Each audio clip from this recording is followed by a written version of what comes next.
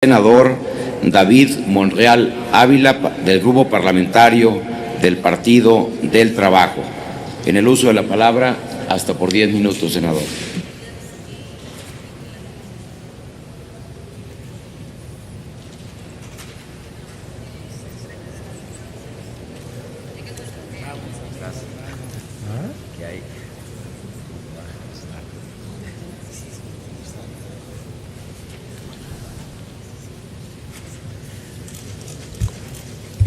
Con el permiso, presidente,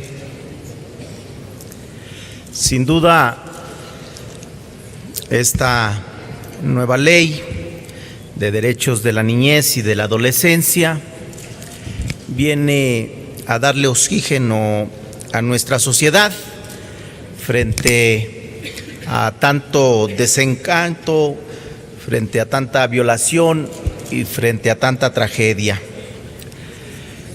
Quiero expresar mi felicitación a las comisiones dictaminadoras, el trabajo, la seriedad, la responsabilidad, y me dio muchísimo gusto que fueran mayoritariamente mujeres las que estuvieron trabajando en este dictamen, por la sensibilidad, por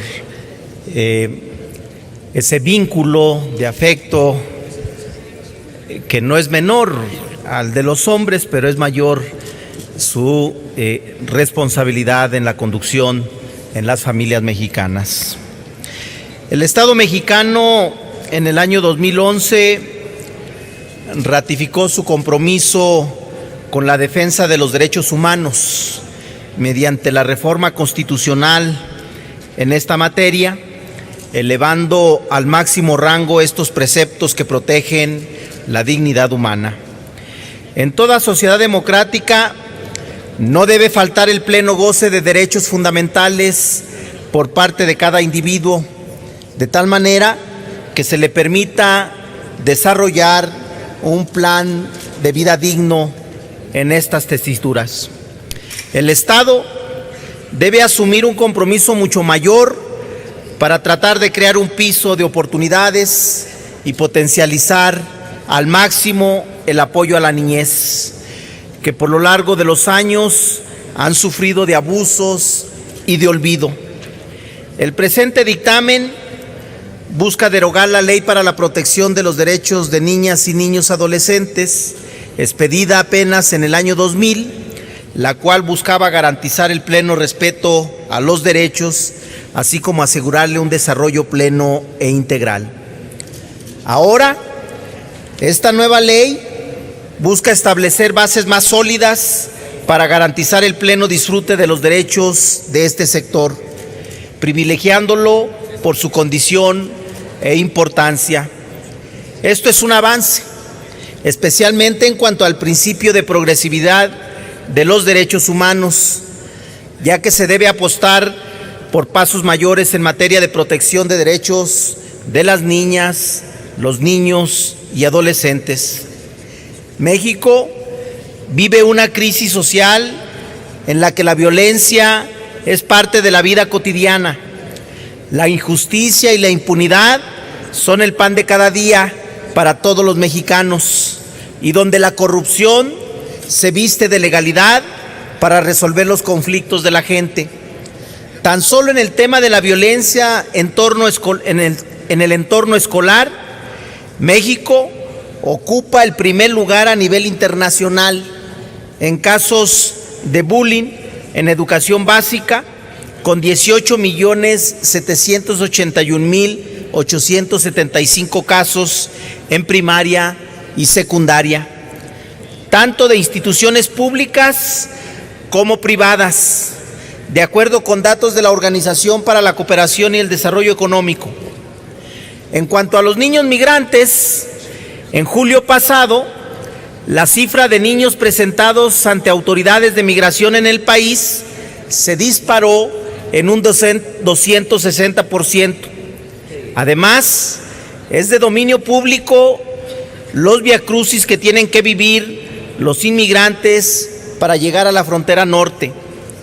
En cuanto a los centros de asistencia social, Estos deben ser espacios en los cuales se deben garantizar el cumplimiento de los derechos de niñas, niños y adolescentes privados de cuidado parental o familiar.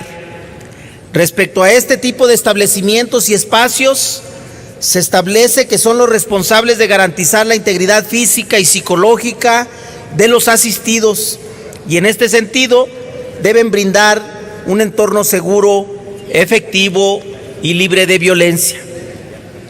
Las obligaciones de los titulares y responsables legales de los centros de asistencia social deben de realizar innegablemente acciones específicas para fortalecer la profesionalización del personal a cargo de los menores asistidos. Lo anterior con el objeto de prevenir, atender y dar un seguimiento puntual sobre cualquier tipo de acoso, acto de violencia o de agresión hacia los menores al interior de los centros de asistencia social. Si bien durante los últimos años se han diseñado programas y políticas con que se comienza a procurar mejorar la convivencia dentro de este tipo de espacios, es evidente que estas estrategias carecen de efectividad si no se diseña y construye a base de leyes acordes a partir de las vivencias de los propios menores, de sus dinámicas y subjetividades, de sus intereses y motivaciones, desde sus fortalezas y sus debilidades. Lo anterior refleja la gravedad del problema. Es un botón de muestra de la realidad que tienen que enfrentar todos los días miles de niñas y niños en este país. Velar por el respeto a la integridad de quienes viven en centros de asistencia social, de un desarrollo libre de violencia en las escuelas, así como garantizar que en el paso de niños migrantes por el territorio nacional les sean respetados sus derechos, es una forma de resarcir la deuda que el Estado mexicano tiene con su niñez, así como cumplir con los tratados internacionales de los que México forma parte. Por lo tanto, modernizar la ley para la protección de los derechos de niñas y niños y adolescentes es un avance hacia la protección de sus derechos. Establecer una Procuraduría de Protección que, entre otros objetivos, buscará la protección integral de los derechos de niñas y niños y adolescentes, seguramente dotará a la gente de una nueva herramienta para garantizar estos derechos.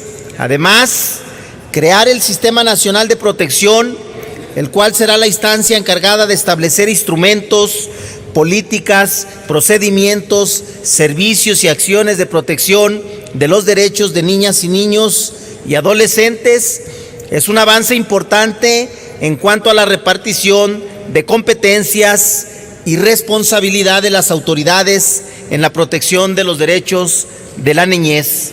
Sin embargo, hay que ser cuidadosos y precavidos. Hay que recordar que hasta el día de hoy existe una ley que establece el catálogo de los derechos de las niñas, niños y adolescentes. Establece las obligaciones de las autoridades, así como de madres y padres de familia, para garantizar el pleno respeto a estos derechos, así como el papel de los medios de comunicación masiva.